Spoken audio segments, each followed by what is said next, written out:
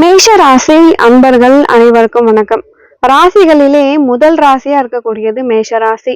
மேஷ ராசிக்கு என்ன மாதிரியான பலன் அப்படிங்கிறத பார்க்கலாம்.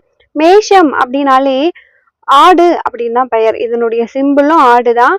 இந்த 3 நட்சத்திரத்தையும் நம்ம இணைக்கும் பொழுது ஆடு மாதிரியான உருவம் கிடைக்கும். அதனாலதான் மேஷ ராசி அப்படின்னு சொல்றாங்க. மேஷ ராசியில 3 நட்சத்திரங்கள் இருக்கு.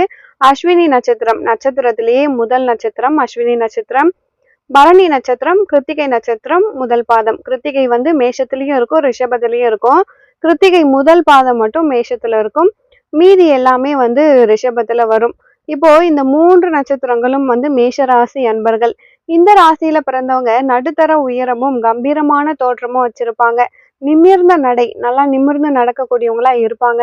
இவங்களுக்கு சின்ன வயசுலயே குடும்பம் வந்து இடம் விட்டு மாறுறதுக்கான வாய்ப்பு நிறையவே இருக்கு. சின்ன வயசுலயே வீடு மாற்றம் செய்யறதுக்கு, அவங்க இருக்க ஊர்ல இருந்தோ இல்ல அப்பாவின் வேலை காரணமாகவோ பல காரணத்தால இவங்க இடம் மாறும் மாதிரியான சூழ்நிலை இருக்கும். பாக்குறதுக்கு வெகுளி மாதிரி இருந்தாலுமே நிறைய விஷயங்கள் இவங்களுக்கு தெரிஞ்சிருக்கும். தெய்வ பக்தியும் இரக்க குணமும் இவங்களுக்கு இருக்கும். மேஷ ராசியில பிறந்தவங்களின் குணநலன் அப்படின்னு நம்ம பார்த்தோம்னா, இவங்க சர ராசியில இருக்கிறதால பிடிவாத குணம் இவங்களுக்கு இருக்கும். ஒரு காரியம் முடிவெடுத்துட்டாங்க அப்படின்னா அதை திறம்பட செய்து முடிக்கக்கூடியவங்களாகவே இருப்பாங்க. அந்த முடிவை சீக்கிரமா மாத்திக்கவே மாட்டாங்க. இவங்க மனசுல ஒண்ணு வச்சுக்கிட்டு வெளியே வேற ஒண்ணு பேசுற மாதிரியா இருக்கவே மாட்டாங்க. பார்க்க வெகுளியா இருந்தாலும் நிறைய விஷயங்கள் இவங்களுக்கு தெரிஞ்சிருக்கும். மனசுல தோன்றத உடனே வெளிப்படையாக பேசிடுவாங்க. தனிமையா இருக்கிறத ரொம்பவே விரும்புவாங்க. அடுத்தவங்க வந்து நம்மளை பாராட்டணும் அப்படின்ற எதிர்பார்ப்பு இவங்களுக்கு இருக்கும். இவங்க பேச்சுல வந்து மத்தவங்களை பேசி கவரக்கூடியவங்களாகவே இருப்பாங்க. தந்தைய அதிகமா மதிக்கக்கூடியவங்களா இருப்பாங்க. 9ஆம் வீடு தனுசு ராசி. அப்போ அப்பாவை வந்து இவங்க ரொம்பவே மதிப்பாங்க. இல்லைன்னா அவங்க அப்பா வந்து ஒரு மதிப்பிற்குரியவரா இருப்பாங்க. சகோதர சகோதரிகள் மேல ரொம்பவே வந்து பாசமா இருப்பாங்க. ஒரு 40-45 வயசுக்கெல்லாம் அவங்களுடைய சகோதர சகோதரிகள் கிட்ட ஒரு பிரச்சனை வர வாய்ப்பு இருக்கு. முன் கோபத்தை குறைச்சிக்கிறது உங்களுக்கு ரொம்பவே நல்லதுங்க.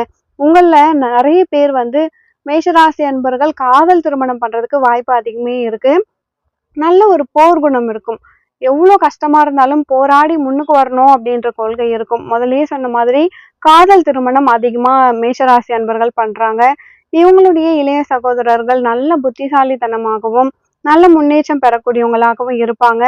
இவங்களுக்கு வந்து மூத்த சகோதரத்திடம் கொஞ்சம் பிரச்சனைகள் ஏற்படுறதுக்கு வாய்ப்புகள் இருக்குங்க. இப்போ மேஷராசி அன்பர்களை பொறுத்த வரைக்கும் 40-45 வயசுக்கு மேல சின்ன சின்ன பிரச்சனைகள் வர்றதுக்கு, உடல் உபாதைகள், சின்ன சின்ன ஆப்ரேஷன் பண்றதுக்கு, இத மாதிரியான விஷயங்கள் இருக்கு. இந்த வயசுல நீங்க வந்து ரொம்பவே கவனமா இருக்கணும். இல்லைன்னா இடம் நிலம் இது மாதிரி சம்மந்தப்பட்ட பிரச்சனைகள் சந்திக்கிறதுக்கும் வாய்ப்பு இருக்கு இந்த 40 வயசுக்கு மேல.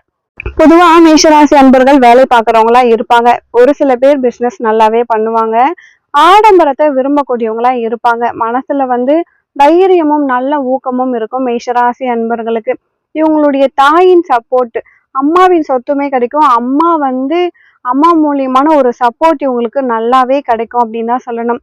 எதிரிகள் வந்து மன வலிமையாலும் ஒரு எதிரிகள் வந்து நம்ம கிட்ட தோக்கணும். அதாவது இவங்க மேஷராசி அன்பர்கள் எதிரிகிட்ட கண்டிப்பா ஜெயிச்சிருவாங்க. அதே மாதிரி மேஷராசி அன்பர்களை பொறுத்த வரைக்கும் மருமகன் கூட ஒரு கருத்து வேறுபாடு வர்றதுக்கு வாய்ப்பு நிறையவே இருக்கு.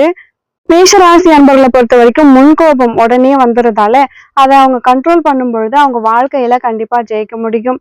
மேஷராசி அன்பர்களை பொறுத்த வரைக்கும் நிறைய தலைமை பதவியில இருக்கிறாங்க. குடும்பம் அப்படின்னு நம்ம எடுத்துக்கிட்டோம்னா, மேஷராசி அன்பர்களை பொறுத்த வரைக்கும் திருமணத்துக்கு முன்னாடி ஒரு வாழ்க்கையும் திருமணத்துக்கு பிறகு ஒரு வாழ்க்கையும் சொல்லுவாங்க. திருமணத்துக்கு முன்னாடி நம்ம சொன்ன மாதிரி ஒரு கண்ட்ரோல் இல்லாத மாதிரி இருக்கும்.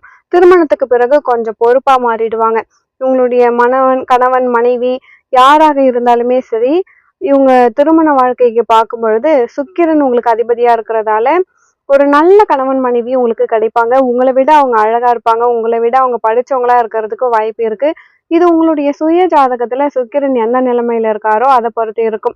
பொதுவா மேஷ ராசியில 7ஆம் வீட்டு அதிபதி சுக்கிரன் உங்களுக்கு அதிபதி செவ்வாய்ன்றதாலையும் நீங்க வந்து சின்ன சின்ன விஷயத்தையுமே கொஞ்சம் கரெக்டா இருக்கணும் அப்படின்னு நீங்க நினைப்பீங்க. உங்களுடைய வாழ்க்கை துணைவர் வந்து கொஞ்சம் ஆடம்பரமா இருக்கணும் அப்படின்னு நினைப்பாங்க. இந்த மாதிரி விஷயத்துல உங்களுக்குள்ள பிரச்சனைகள் வர வாய்ப்பு இருக்கு. எந்த சூழ்நிலையிலுமே நீங்க விட்டு கொடுத்து போறதுதான் உங்களுக்கு நல்லது. ஏன்னா நீங்க தான் வந்து அதிகமா அவசரப்படுவீங்க. ஸோ நீங்க விட்டு கொடுத்து போகும் பொழுது அந்த பிரச்சனைய வந்து தவிர்க்க முடியும். அந்த பிரச்சனையும் தாண்டி உங்களுடைய குடும்பம் வளர்ச்சி அடையறதுக்கான வழியும் இதுதாங்க. ஸோ கணவன் மனைவிக்குள்ள வரக்கூடிய சின்ன சின்ன பிரச்சனைகளை நீங்களே தான் சரி பண்ணணும். உங்களுடைய குழந்தைகள் நல்ல புத்திசாலித்தனமாக இருப்பாங்க. ஒண்ணு மேஷராசி அன்பர்கள் கவர்மெண்ட் வேலையில இருப்பாங்க, இல்லைன்னா உங்களுடைய குழந்தைகள் கவர்மெண்ட் வேலை பார்ப்பாங்க. இந்த மாதிரியான விஷயங்களும் இருக்கு. உங்களுடைய குழந்தைகள் நல்ல படிப்பாளியாகவும் கடவுள் அருள் பெற்றவங்களாகவும் தெய்வ கடாட்சம் உடையவர்களாகவும் உங்களுடைய குழந்தைகள் கண்டிப்பா இருப்பாங்க.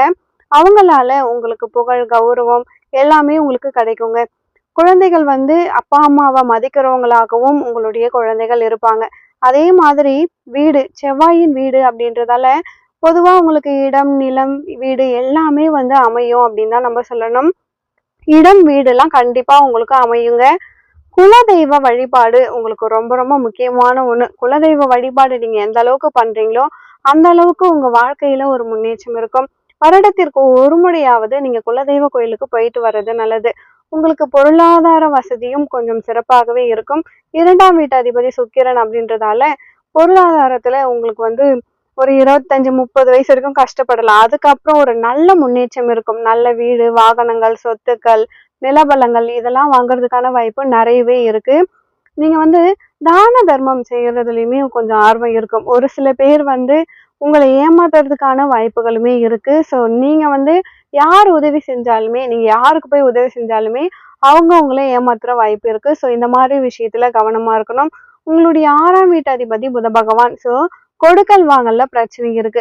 நீங்க வந்து கடன் வாங்கின இடத்துல கடன் கொடுக்க முடியாம இருக்கும். இல்ல உங்ககிட்ட யாராவது கடன் வாங்கிட்டு போயிருந்தீங்கன்னா அவங்களும் கொடுக்க மாட்டாங்க. ஸோ கொடுக்கல் வாங்கல்ல நீங்க கவனமா இருக்கிறது ரொம்பவே நல்லது. வாழ்க்கையில வரக்கூடிய இன்பத் துன்பங்களை உங்களுக்கு சமமா பாவிச்சு ரொம்பவும் வருத்தப்படாம ரொம்ப சந்தோஷமாவும் இல்லாம வாழ்க்கையை சமநிலையில எடுத்துட்டு போறது உங்களுக்கு ரொம்ப ரொம்ப நல்லது. மேஷராசி அன்பர்களுக்கு பொதுவா தியானம் யோகா கடவுள் சம்பந்தப்பட்ட விஷயங்கள் சும்மா ஒரு 10 நிமிஷம் எதையும் நினைக்காம அமைதியா உட்கார்ந்து இருக்கிறது இத மாதிரி விஷயத்தெல்லாம் நீங்க பண்ணலாம். இல்லைன்னா ஒரு 10 நிமிஷம் ஓம் நம சிவாய மட்டும் இந்த மந்திரத்தை நீங்க சொல்லலாம். இல்லைன்னா உங்களுடைய இஷ்ட தெய்வ மந்திரத்தை கூட நீங்க சொல்லலாம். இத மாதிரி விஷயங்கள் உங்க வாழ்க்கையில உங்களுக்கு வெற்றியையும் மனசுல ஒரு பெரிய தைரியத்தையும் கொடுக்குங்க. பொதுவா மேஷராசி அன்பர்களை பொறுத்த வரைக்கும் அரசாங்க சம்பந்தப்பட்ட காரியங்கள் சக்சஸ் ஆகும். உங்களுக்கு பொருந்தக்கூடிய ராசிகள் திருமணம் பண்ண போறீங்க அப்படின்னா சிம்ம ராசி தனுசு ராசிலாம் உங்களுக்கு ரொம்பவே நல்லா பொருந்தும். ரிஷபம் துலாம் மகரம் மீனம் ஓரளவுக்கு உங்களுக்கு பொருந்தும். மிதுனம் கடகம் கன்னி விருச்சிகம் கும்பம் வந்து அவ்வளவா உங்களுக்கு பொருந்தாது. பொருந்தாத நட்சத்திரங்கள் நீங்க வந்து திருமணம் பண்ண போறீங்க அப்படின்னா நீங்க வந்து ஒரு சில நட்சத்திரங்களை தவிர்க்கிறது ரொம்பவே நல்லது. இந்த நட்சத்திரத்தெல்லாம் திருமணம் பண்ணாம இருந்தா உங்களுக்கு நல்லது. பொருந்தாத நட்சத்திரங்கள் அதாவது அஸ்வினி நட்சத்திரத்துக்கு கேட்டை பொருந்தாது. பரணிக்கு வந்து அனுஷம் அவிட்டம் பூரட்டாதி இதெல்லாம் வந்து பொருந்தாதுங்க. கிருத்திகைக்கு விசாகம் சித்திரை இதெல்லாம் பொருந்தாது. ஸோ இந்த மாதிரி நட்சத்திரங்களுக்கு இந்த மாதிரி நட்சத்திரங்களை அவாய்ட் பண்றது உங்களுடைய பிற்கால வாழ்க்கைக்கு நல்லது. இது வந்து பொதுவான கருத்து. மற்றபடி நீங்க உங்களுடைய சுய ஜாதகத்துல பொருத்தம் பார்த்து நல்லது. இது வந்து பொதுவா நம்ம இந்த ராசிக்காரங்களுக்கு இந்த ராசிக்கு ஒத்து வரும் ஒத்து வராது அப்படின்றதுக்காக தான் நம்ம சொல்லியிருக்கோம். பொதுவா அஸ்வினி நட்சத்திரத்துக்கு ஏன்னா கேதுவி நட்சத்திரம் உங்களுக்கு அதிபதி விநாயக பெருமான். அஸ்வினி நட்சத்திரக்காரங்கள் விநாயக பெருமான் வழிபாடு பண்ணுங்க. உங்களுக்கு வந்து உகந்த திசை பார்த்தீங்கன்னா கிழக்கு திசை. உங்களுக்கு ராசியான நம்பர் பார்த்தீங்கன்னா 1 3 6. உங்களுக்கு வந்து ஞாயிற்றுக்கிழமை செவ்வாய்க்கிழமை வியாழக்கிழமைலாம் நீங்க எந்த காரியங்கள் தொடங்கினாலுமே உங்களுக்கு நல்லா இருக்கும். அதே மாதிரி உங்களுக்கு வெளி சிறப்பு செந்நிறம் சொல்லுவாங்க இல்லையா, செந்நிறம் இந்த நிறம் உங்களுக்கு ரொம்பவே நல்லதா இருக்கும். பரணி நட்சத்திரக்காரங்களே நீங்க வழிபட வேண்டிய தெய்வம் பார்த்தீங்கன்னா மகாலட்சுமி தாயார். மகாலட்சுமி தாயாரை வழிபட்டீங்கன்னா நல்லது.